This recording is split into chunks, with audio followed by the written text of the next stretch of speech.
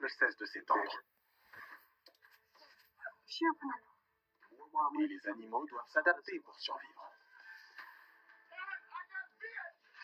Les animaux sont comme nous. Ils sont en quête de partenaires et d'abris. Et ça les amène parfois à croiser notre chemin. Quand je regarde ce genre de vidéo, je passe en mode scientifique. Je me pose énormément de questions pour comprendre pourquoi l'animal réagit comme il le fait. On ne sait jamais ce qu'il se passe en dehors du champ, ni comment tout a commencé, mais il y a toujours une explication.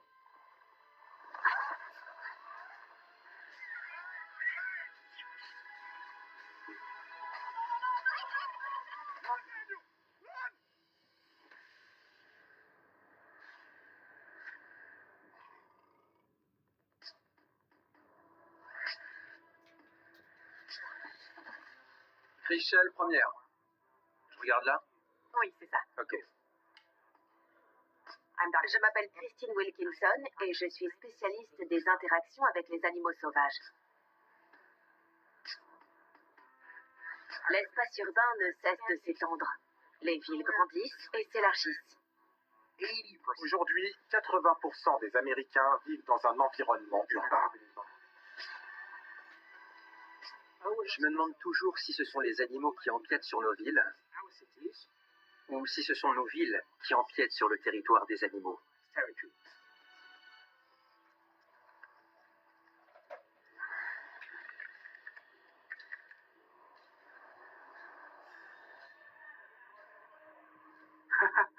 Il y a un macaque dans le métro. C'est très intéressant.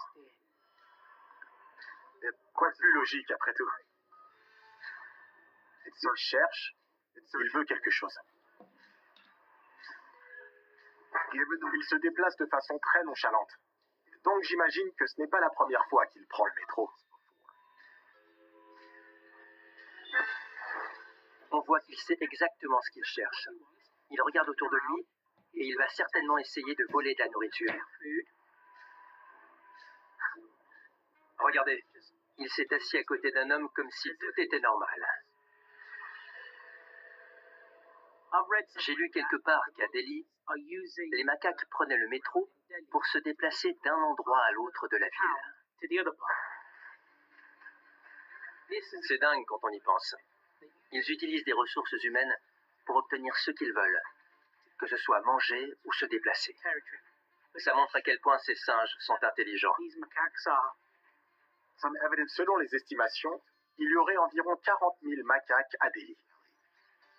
Et ils apprennent très vite.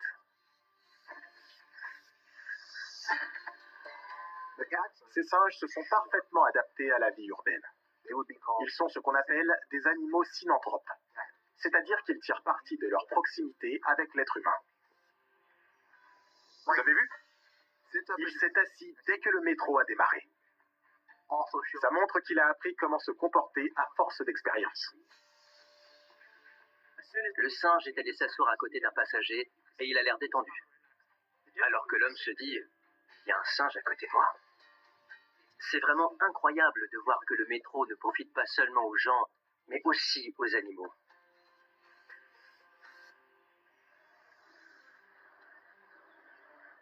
En général, les villes sont construites dans des endroits où il y a beaucoup de ressources. Malheureusement, ça a poussé les macaques à venir vivre à proximité des populations urbaines. Et ça, forcément, ça a ses inconvénients. Les macaques volent de la nourriture, par exemple. Et ils peuvent aussi se montrer très agressifs. Il y a énormément d'attaques. Oui, les singes agressent les gens parce qu'ils ont compris que ça leur permettait d'obtenir ce qu'ils voulaient. Donc, ils recommencent. Oh, trop mignon! On dirait une troupe de... Oh, j'aurais dû m'en douter. Ouh, quelle agressivité!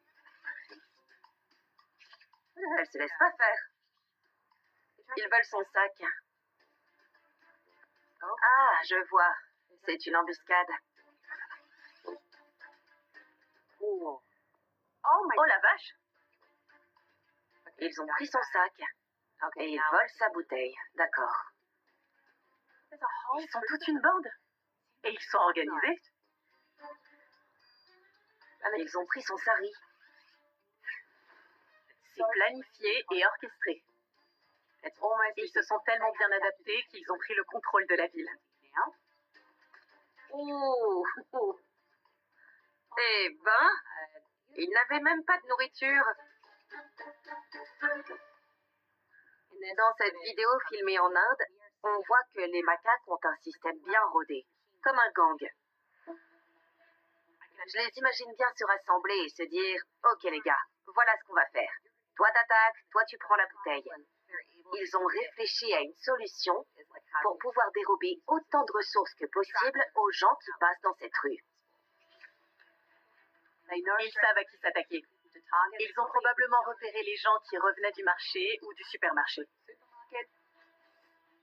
Ils ont chacun un rôle à jouer. Et à la fin, ils ont leur récompense. La réalité, c'est qu'on a empiété sur l'habitat de ces macaques pour étendre les zones urbaines. Donc, ils n'ont pas d'autre choix que de s'adapter et d'essayer de tirer profit de ce nouvel environnement. Il ne faut pas oublier que les singes sont des animaux naturellement opportunistes et rusés. Ils explorent sans cesse leur environnement à la recherche de ressources à exploiter.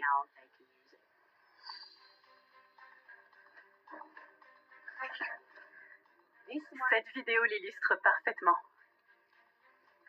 Ils ont l'air de savoir exactement ce qu'ils cherchent. Le reste ne les intéresse pas. Ils veulent juste la bouteille.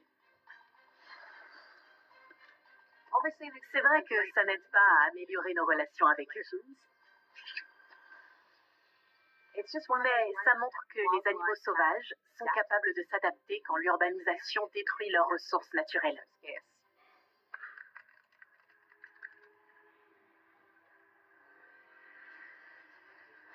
Buddy, what are you doing? Come on. Out here, dude. You got no business in here. Get out of here. Get out of here! Il est énorme, cet ours noir.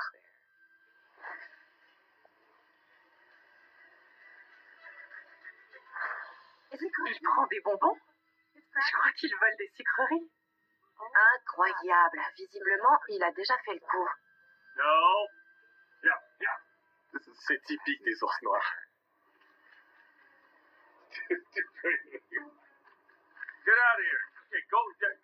Il est malin. Il reste près de l'entrée du magasin. You happy now? Ah, il revient à la charge. On peut faire pause? Les ours noirs ne sont pas tous noirs. En Amérique du Nord, la couleur de leur fourrure varie en fonction des régions. Ils peuvent être brun clair ou brun foncé et il y a même une sous-espèce qui a le poil blanc. There you go. You can kill me in 10 seconds. Get out of here. Okay, go. You happy now? Il essaie de négocier.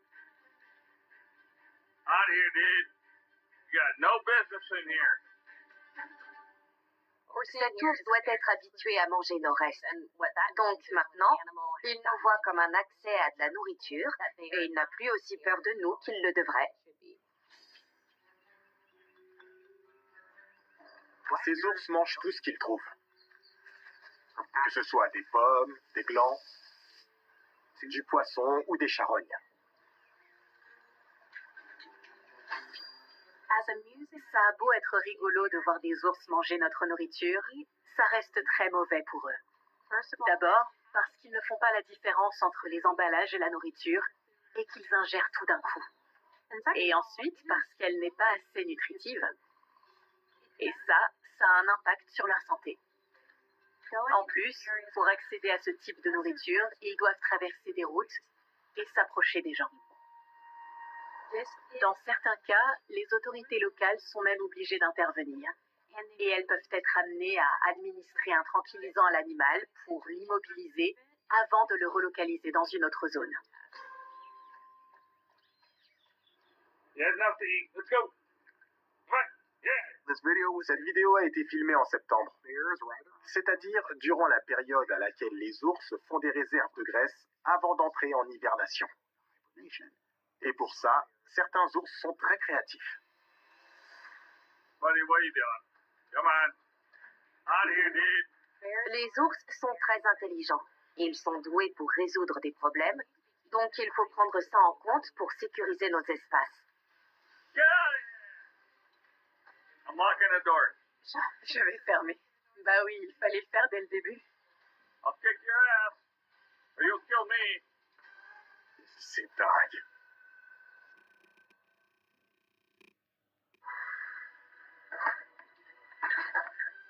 Cet ours ne peut rien lâcher.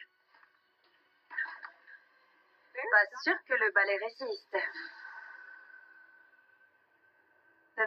L'ours a réussi à forcer la barricade. Faites pause. Il entre, mais pas totalement. He's afraid he's going to get cornered, so he's going to check somebody behind him lock that door because he knows it's the only way out of here. Il surveille la sortie. Il vérifie que la porte reste ouverte et il se retourne même pour être sûr. Il ne s'aventure pas trop loin dans le magasin. Ça doit vouloir dire qu'il a quand même toujours peur de nous, dans une certaine mesure. Mais pas assez pour que ça l'empêche de manger des bonbons, du saucisson et tout ce qu'il peut trouver à côté des caisses.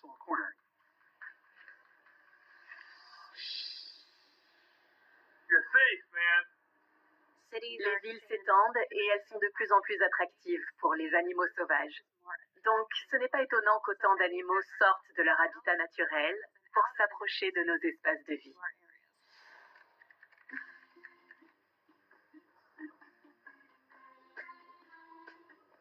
Waouh! Il fait son petit parcours santé. Ah, un raton laveur. Les ratons laveurs sont très agiles.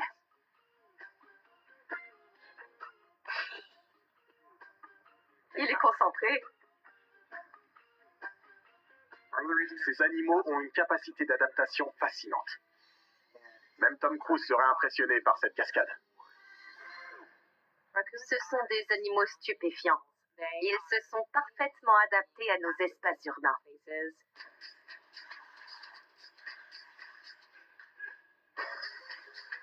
Ça a été filmé à New York. Et il y en a partout là-bas.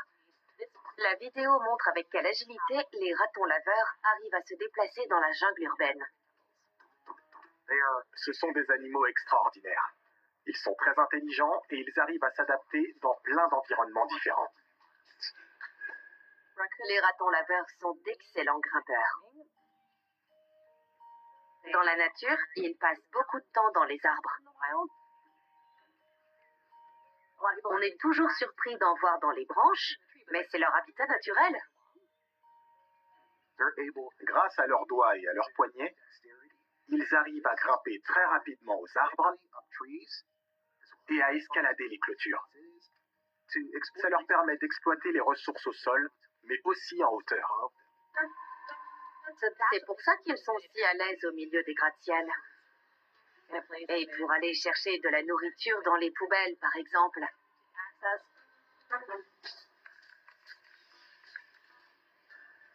Qu'est-ce qu'il fait? Comment va-t-il sortir? Ah, très malin. L'animal a sûrement dû tomber en cherchant de la nourriture. Et il essaie de trouver un moyen de ressortir. La première vidéo, c'était Mission Impossible. Et là, c'est Mission Impossible 2. Il est tellement intelligent, je me demande s'il l'a déjà fait. Il a l'air de se dire, ça va marcher, ça va marcher. Oups, ça va marcher. Il l'a posé dans le coin. C'est un peu bancal, mais ça tient. Il sait qu'il peut le faire. Il se hisse. Il a l'air fier de lui. Ça montre à quel point les ratons laveurs sont doués pour résoudre des problèmes. Il se pose plein de questions. Comment je tiens la planche? Comment je la positionne? Est-ce que je vais réussir à grimper sans qu'elle casse sous mon poids? Est-ce que je vais pouvoir escalader et sortir de la benne? Ça révèle des capacités cognitives extraordinaires, qui n'ont rien à envier à celles des macaques ou d'autres espèces de primates. Ils ont des doigts très longs, un corps très musclé et agile, et des bras flexibles, ce qui leur permet d'escalader toutes sortes de structures très hautes, que ce soit en ville ou ailleurs. Les ratons laveurs sont parfois surnommés les pandas des poubelles, parce qu'on en voit beaucoup dans les bennes à ordures et qu'ils ont les yeux noirs, comme les pandas. Ce sont des omnivores qui ingèrent tout type de nourriture, que ce soit de la viande, des fruits, des ordures et tout un tas d'autres choses. Ce raton laveur essaie de résoudre un problème. Il est sur une poubelle, mais la poubelle est verrouillée. Il n'a pas de pouce, donc c'est compliqué. Allez, vas-y, tu peux le faire. Et voilà.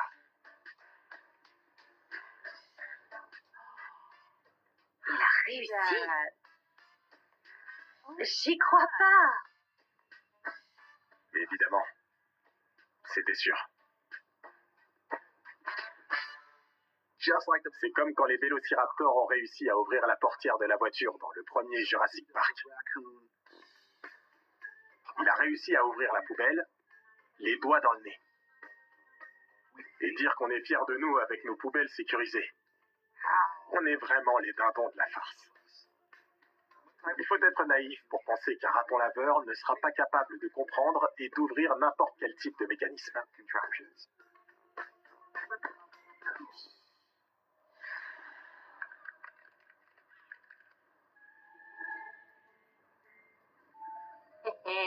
Un goéland qui entre dans un magasin.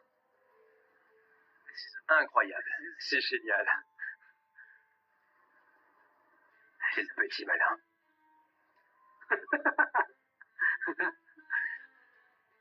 Il est très futé. Est-ce qu'il va réussir à ouvrir la porte? Dans le doute, il préfère manger sur place.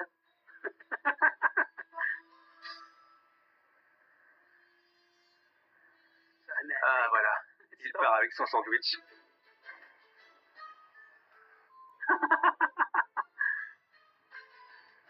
Merci.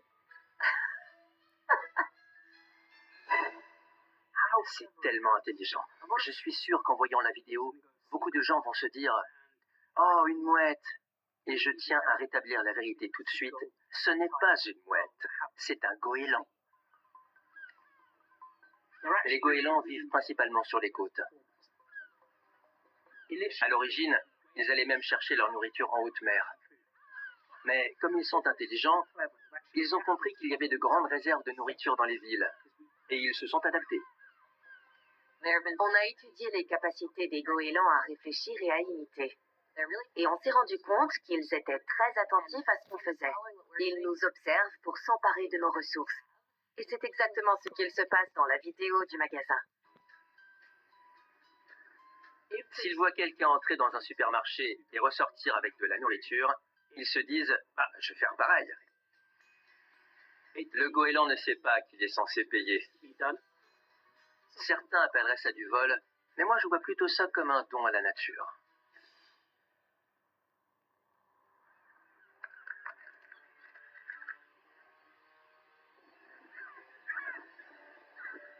On est en bord de mer. Je pense savoir ce qui va se passer. Une nuée de goélands. Il s'intéresse à la nourriture de cette dame. Oh mince. Elle se fait attaquer.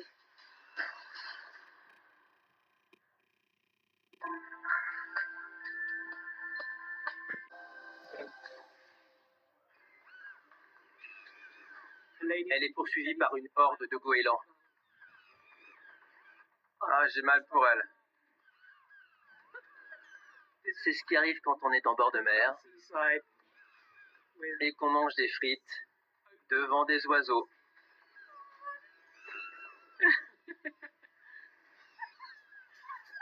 Dans cette vidéo, on voit une attaque typique de goélands sur une plage.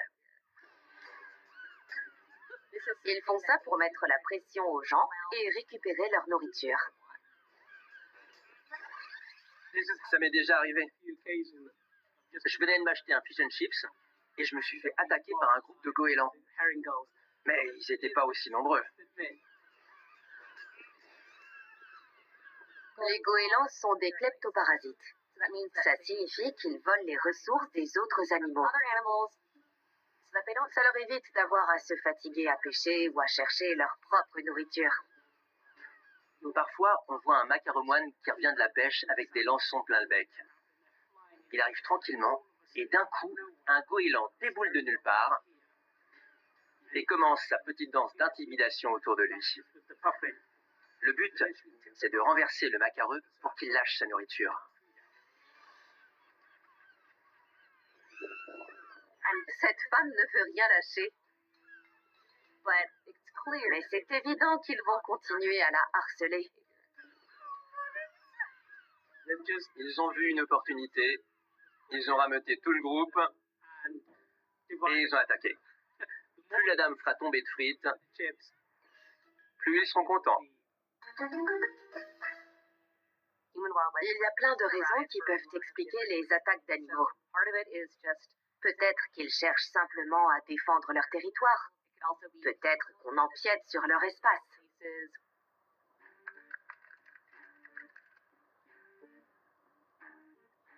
Wild turkey.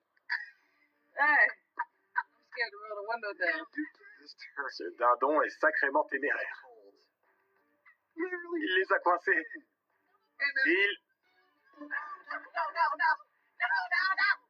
Ils sont très rapides.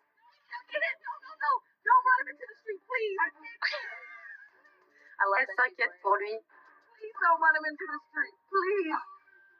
C'est super.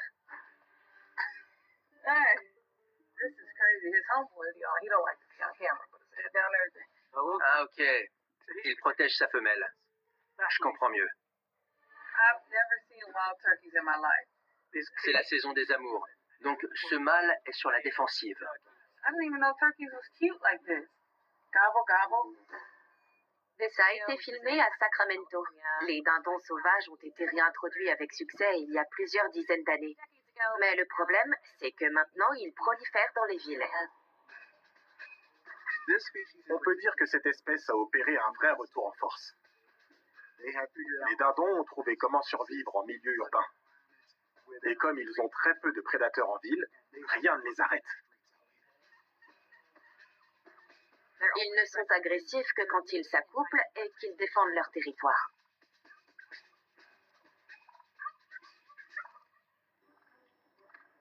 A wild turkey. Au début, quand le dindon apparaît, un peu après, juste là, les plumes de sa queue sont dressées. Ses pattes sont tendues, il bombe le torse et il avance vers la voiture. Il est prêt à se battre.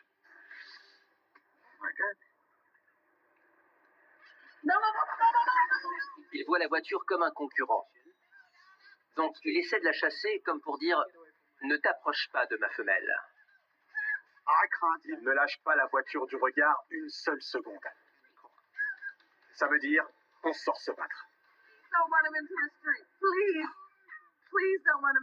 Intéressant. Je peux revoir la scène? Ah, je vois. J'ai compris. En fait, il voit son propre reflet dans la carrosserie de la voiture et il ne comprend pas que c'est lui. Il pense que c'est un autre mâle et lui dit « Qu'est-ce que t'as? Tu veux te battre ?» La plupart des animaux n'ont pas conscience d'eux-mêmes. Ils ne reconnaissent pas leur reflet. Seules quelques espèces à gros cerveau, certains primates, les éléphants, les dauphins, sont capables de se reconnaître dans un miroir. J'y crois pas. C'est une blague. Il a vu son reflet et il a voulu se battre avec. Ça ne m'étonne même pas venant d'un dindon. J'adore cette vidéo parce qu'elle s'inquiète pour la sécurité du dindon.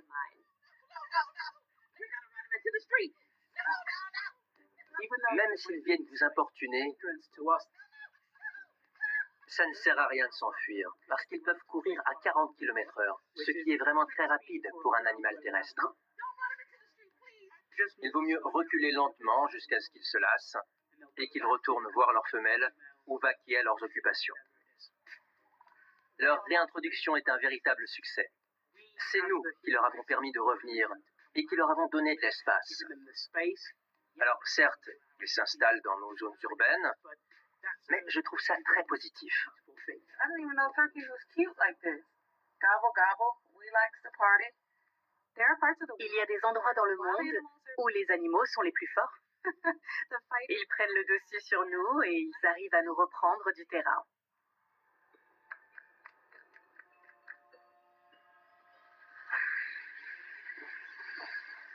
La vache, il y a un sacré paquet de macaques.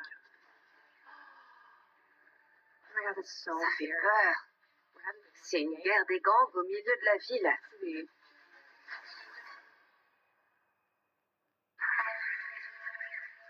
Wow. Je n'avais jamais vu un aussi grand groupe de singes, ou deux aussi grands groupes. Un des groupes s'avance. Ouais, ok. Les pauvres gens qui vont au travail. Le plus fascinant, c'est qu'ils se fichent complètement qu'il y ait des voitures autour d'eux.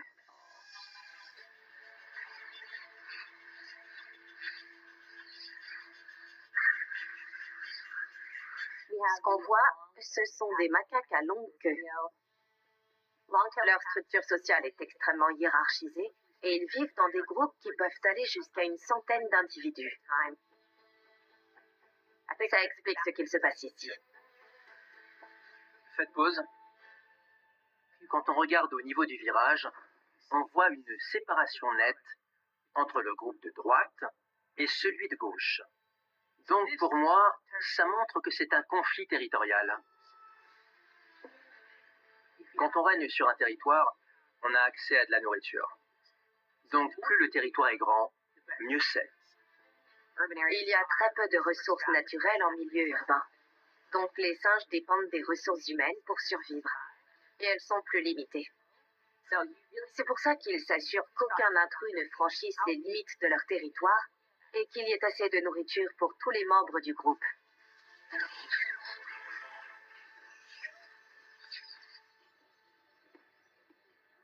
On sent qu'ils se provoquent. Ils font beaucoup de bruit. Ils se disent « Vas-y toi !»« Non, vas-y toi !»« Ok, j'y vais !» Il y a un peu un effet de yin et de yang. Ils avancent, ils reculent, mais personne ne franchit vraiment la ligne entre les deux groupes. Au début de la vidéo, on voit que les mâles dominants se font face, comme pour se dire « Allez, viens, je t'attends !» Ça passe beaucoup par les expressions faciales. Ils haussent les sourcils, se toisent, montrent les dents. Chez les primates, la communication passe principalement par le langage corporel. On voit ici qu'un des mâles de la troupe situé à droite de la rue s'est placé devant le reste du groupe. Il n'a pas l'air décidé à reculer. On remarque qu'il est légèrement de biais, pas complètement de face. C'est pour montrer à ses adversaires à quel point il est grand et fort. En voyant ça, on sait tout de suite que c'est lui, le chef de la troupe. Il y a une personne en tricycle, prise au milieu du conflit. À sa place, je ne resterai pas là. Les macaques sont très agressifs et ils pourraient se défouler sur n'importe qui. Il faut avoir beaucoup de cran pour passer entre deux troupes qui s'affrontent. Personnellement, j'oserais pas. Et si c'est un conflit entre deux individus, ça va, parce qu'en général, la tension se dissipe assez rapidement. Mais quand ils sont nombreux comme ça, réunis au même endroit, ça peut devenir vite dangereux. Les macaques prospèrent en milieu urbain. Dans certaines villes de Thaïlande, on en dénombre plus de 1000. Et la raison, c'est qu'ils ont trouvé comment s'en sortir avec ce qu'on leur fournit. Ils se sont adaptés à notre nourriture et ils arrivent à nous faire peur pour nous la voler. Ils ont la belle vie, donc ils peuvent se reproduire en toute tranquillité. Il y a de plus en plus de vidéos d'animaux urbains qui fleurissent sur les réseaux sociaux. Et ça nous permet de comprendre comment ils cohabitent avec nous et comment on interagit avec eux.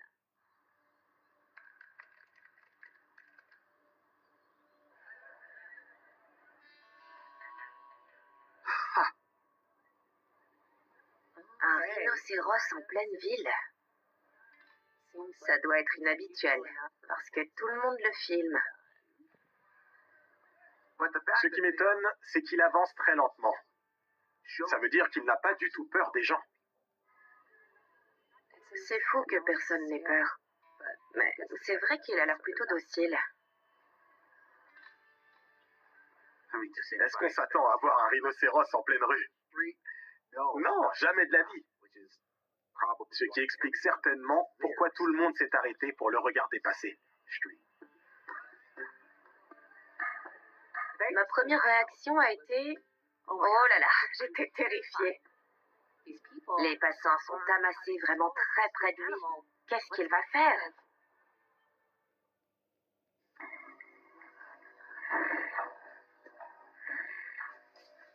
J'ai déjà approché des rhinocéros.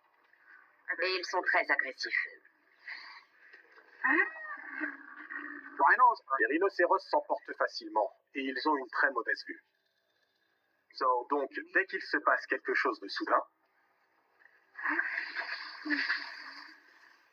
ils peuvent très vite devenir agressifs. Le rhinocéros indien a beau être particulièrement fort et impressionnant, il n'en demeure pas moins menacé par la destruction et le morcellement de son habitat. Si le rhinocéros de la vidéo s'est retrouvé dans la rue, c'est peut-être parce qu'il a voulu quitter un environnement où il y avait des prédateurs. Peut-être qu'il cherche un nouveau territoire ou de nouveaux partenaires. Au Népal, le programme de protection des rhinocéros a été un véritable succès. On ne dénombrait plus que 200 rhinocéros indiens à l'état sauvage. L'Inde et le Népal ont fait de gros efforts pour sauvegarder l'espèce. Et aujourd'hui, on compte plus de 4000 individus. Et le chiffre est en hausse. Sauf qu'à présent, ils commencent à empiéter un peu sur les zones urbaines. Donc c'est quelque chose qu'il faut gérer.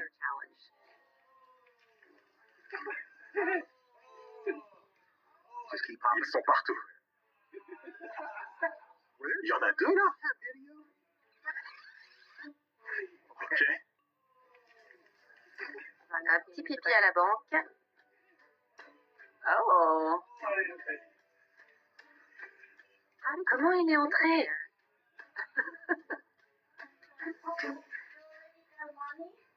Le fait que ce rhinocéros urine devant la banque peut signifier plusieurs choses. Soit il avait très envie et il n'a pas pu se retenir, soit il est en train de marquer son territoire. Les rhinocéros, et surtout les mâles d'ailleurs, envoient souvent des jets d'urine en levant leur queue pour marquer leur territoire. Mais peut-être que c'est sa banque. Qui sait? On dirait que les gens cohabitent avec les rhinocéros dans cette ville. Au ton de leur voix, ils n'ont pas l'air d'avoir peur. Ils ont plutôt l'air de trouver ça drôle. Ils sont surpris, mais ils rigolent. Néanmoins, je trouve qu'ils sont un peu trop près de lui. Ça montre bien qu'à force d'étendre toujours plus notre présence et de construire toujours plus de zones urbaines aux dépens des habitats naturels, on a forcé les animaux sauvages à s'adapter à des environnements complètement nouveaux. Et la situation ne va pas aller en s'arrangeant. Il risque d'y avoir de plus en plus de cas de cohabitation avec les animaux dans les villes. Aujourd'hui, il y a 4 milliards de personnes qui vivent en ville. La moitié de la population mondiale est amassée dans de toutes petites zones et forcément, ça génère des conflits avec les animaux.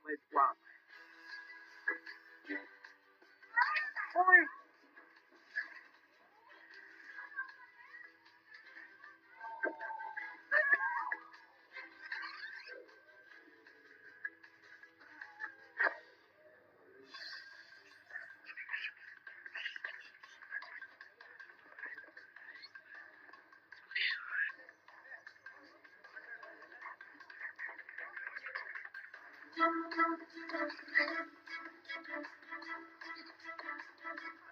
on favorite. Oh. Scooch, no, here's back, buddy. I'll give you those sweet potatoes. I got these pigeons. Get off me. Oh, I don't even got nothing in my hand, homie. Calm down. On construit toujours plus pour avoir de la place. Mais il faut aussi qu'on fasse attention à préserver la nature.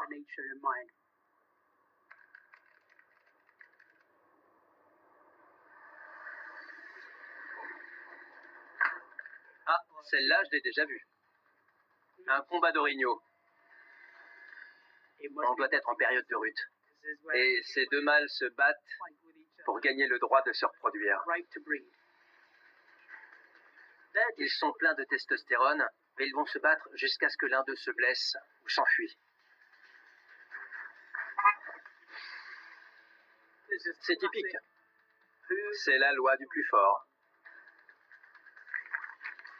On dirait mon frère et moi. On faisait du judo, et plus jeune, on n'y allait pas de main morte quand on se battait. Pourquoi les gens s'arrêtent pour regarder? Ces deux mâles n'ont pas l'esprit clair. Ils se fichent de ce qu'il y a autour. Éloignez votre chien!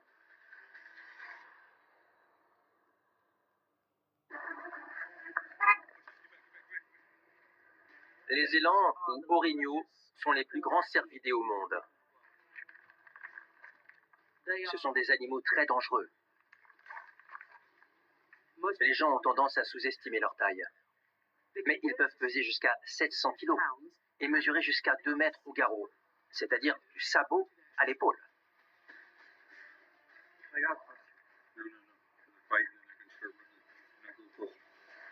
Oh, ça y est.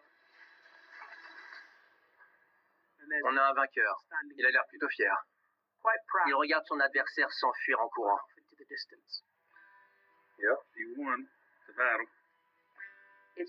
C'est dingue de pouvoir observer ce genre de comportement en plein milieu d'un quartier résidentiel.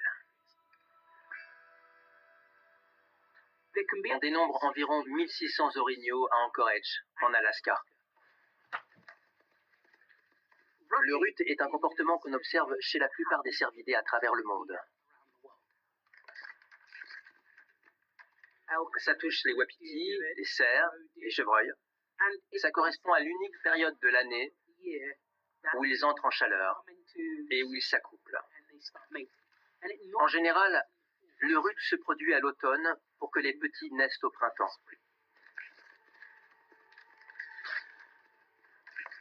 Quand on n'a qu'une seule occasion par an de s'accoupler, il faut saisir sa chance et montrer aux femelles qu'on est le plus fort. Il a une corde sur lui. J'avais pas remarqué. Il voulait sûrement décorer ses bois. Ces ornements servent à intimider les autres mâles. Beaucoup de cervidés font ça à l'état sauvage. Chez les orignaux, comme ceux qu'on voit dans la vidéo, les bois peuvent mesurer 1,80 m de large. C'est la taille d'un être humain. Donc, mieux vaut faire preuve de respect envers ces animaux et ne pas se mettre en travers de leur chemin. De l'autre côté de la rue, on voit une femme et un homme avec un chien. À leur place, j'aurais reculé, parce qu'ils auraient pu être blessés. C'est celui qui a une corde attachée à ses bois qui a gagné. Oui, c'est ça. Il a réussi à faire fuir son adversaire. Oui, c'est un comportement classique. On a tendance à adopter une approche très dominante vis-à-vis de la nature. Donc c'est bien qu'on nous remette à notre place de temps en temps.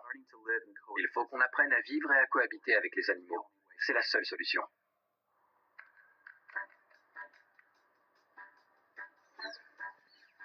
C'est pas vrai. Des loutres en pleine ville. Des loutres à pelage lisse, mes préférés. Oh, c'est génial. J'avais jamais vu autant de loutres avant. Oh, il y a des petits! J'ai envie de leur faire des papouilles. Ils ont pris la ville d'assaut. Ah, ok. Elles prennent un bain de sable. C'est marrant de voir ça. Elles se roulent dans le sable pour se débarrasser des ectoparasites. Elles se mettent du sable partout. Ça leur permet d'éliminer les poux et les mites. Elles font ça régulièrement sur la plage. C'est comme ça qu'elles gardent un beau pelage. Et c'est agréable. Les loutres sont très sociales. Elles adorent être en bande. Elles vivent dans des groupes familiaux appelés des clans, qui comptent généralement entre 5 et 15 individus.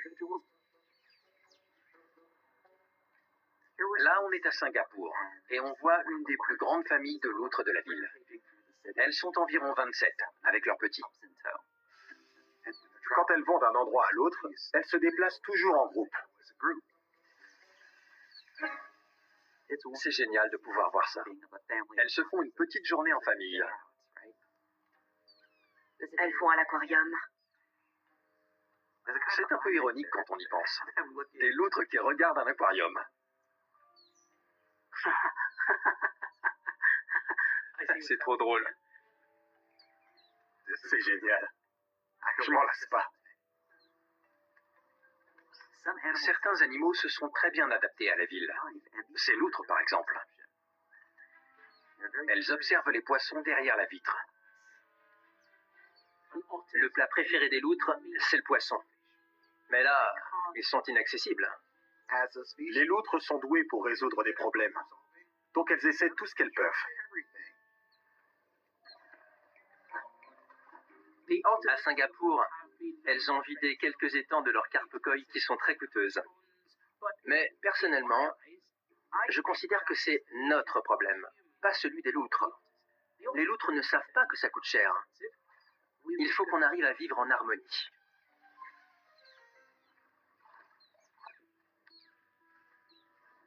Le retour des loutres à pelage lisse à Singapour est une belle victoire.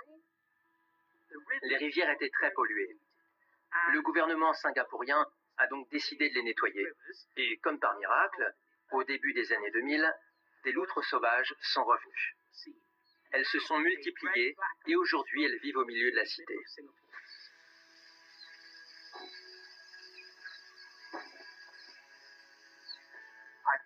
Ça me rend heureux de voir que ces animaux sauvages arrivent à s'adapter pour survivre dans un environnement urbain qui ne cesse d'évoluer. Les loutres de Singapour se sont parfaitement adaptées à la vie citadine.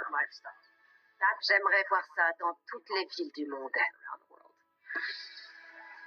Ça me donne de l'espoir parce que ça montre qu'on peut encore se reconnecter à la nature et qu'on peut trouver des solutions durables pour cohabiter.